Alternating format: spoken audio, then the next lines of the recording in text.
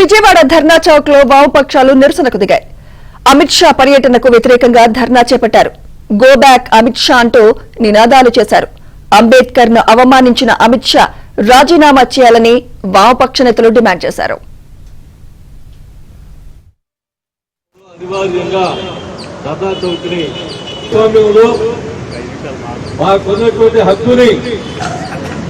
అంబేద్కర్ అవమానించినటువంటి తీరు పైన మోడీ పరిస్థితి మోడీ గారు అధికారంలోకి వస్తున్నప్పుడు మోడీ మోడీ మోడీ అని చెప్పి బల్లలు జరిచి అంతా కూడా మీరు నిస్సిగ్గుగా అంతా కూడా పిలిచారే.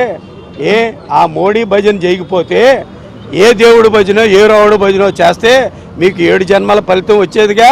అంటే ఈరోజు మోడీ చేసిన దానికన్నా 100 రెట్లు పైగా అంబేద్కర్ చేశారు.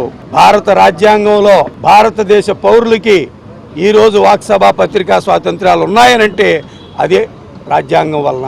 ఈరోజు ఫెడరలిజం ఉందనంటే ఇక్కడ ఉన్నటువంటి చంద్రబాబు నాయుడు లేకపోతే ఇక్కడ ఉన్నటువంటి పవన్ కళ్యాణ్ లేదా గతంలో జగన్మోహన్ రెడ్డి కూర్చున్నారనంటే ఈ ఫెడరలిజం వల్లనే మీరు కూర్చున్నారనేటటువంటిది మీరు మర్చిపోమాకండి. దోహదపడేటటువంటి రాజ్యాంగాన్ని మీరు విమర్శించటం అని అంటే మీరు ఈ దేశ పరిపాలకులుగా అర్హులా అని అడుగుతున్నాను నేను. ఆ అర్హత అనేటటువంటిది మీకు లేదు. మేము ఈరోజు వామపక్షాలుగా మీరు రాజీనామా చేయాలని ఎందుకు అడుగుతున్నాం అంటే ఈ రాజ్యాంగం మీద ప్రమాణం చేసి మీరేంటంటే అధికారంలోకి వచ్చారు.